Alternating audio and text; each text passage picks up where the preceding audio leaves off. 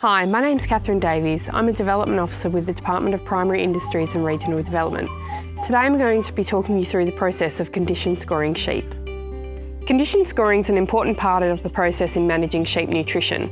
It's quick and easy and can be done in the race while you're doing other jobs.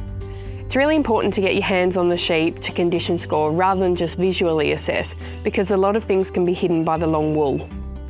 You only need to condition score 25 sheep from the mob to get an average, and you can pick these randomly from the middle of the mob as they're running through the race. Make sure that the sheep are in a standing and relaxed position, they're not in a crush or a clamp, and they're not being crushed by other sheep, as this can give you a misleading condition score. To assess the condition score, we're looking at three main things: the backbone, the eye muscle that runs alongside the backbone, and the short ribs. And we're looking at how much muscle and fat cover are over these areas. To do a condition score, place your thumb on top of the backbone, your palm over the eye muscle, and your fingertips on the end of the short ribs. Move your hands back and forth over these areas and try and paint a picture in your mind of the level of muscle and fat cover, as well as how full the eye muscle is. Condition score 1 will have no fat and very little muscle. The bones of the backbone and the short ribs will be very pointy, and you'll easily be able to feel in between them. The eye muscle will be very small, and there will be a hollow from the spine down to the short ribs. At this condition score, the sheep will be prone to disease and at risk of death. Condition score 2 will still have no fat, but will have a small amount of muscle along the backbone. You'll still be able to feel in between each of the short ribs and backbones, but it won't feel as bony. There will still be a definite hollow from the backbone to the short ribs, but not as much as condition score 1, because the eye muscle has filled out a little. This is the least acceptable condition for thrift. It can be acceptable for dry sheep when the feed is short, but it's a clear indication that nutrition requires attention. Ewes in less than condition score 2.5 will have decreased production and reproduction and increased mortality. Breeding ewes should not be below condition score 2. Condition score 3 will have a good level of muscle and fat cover.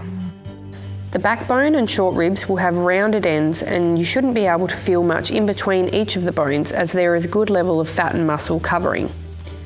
The eye muscle will be filled out, and it will make more of a straight line from the backbone to the short ribs. Between 2.5 and 3.5 is a good condition score for merino ewes from joining to lambing, with condition score 3 being the aim. It's also an ideal condition score for young sheep. Condition score 4 will have lots of muscle and fat cover. You'll feel the backbone and the short ribs if you press, but won't be able to feel in between the bones. The eye muscle will be very full, making it rounded out from the backbone to the short ribs. Ewes in more than condition score 3.5 will have increased production but decreased profitability overall. These are tending towards overfat. Condition score 5 will have an excessive level of muscle and fat cover. You won't be able to feel the backbone or short ribs at all, even if you press. The eye muscle will be very full, making it very round from the backbone down to the short ribs. You can record the condition score of each sheep either on a paper recording sheet or on the Sheep Condition Score app on your smartphone. This will give you the average of the mob and allow you to make decisions based on that. The more you condition score your sheep, the more calibrated, accurate, and quicker you'll become. You'll even be able to add in half scores. Sheep should be condition scored throughout the year to ensure they're meeting their condition score targets and aren't becoming too thin or too fat. It's much more efficient and profitable for ewes to maintain weight than to lose it and have to regain it.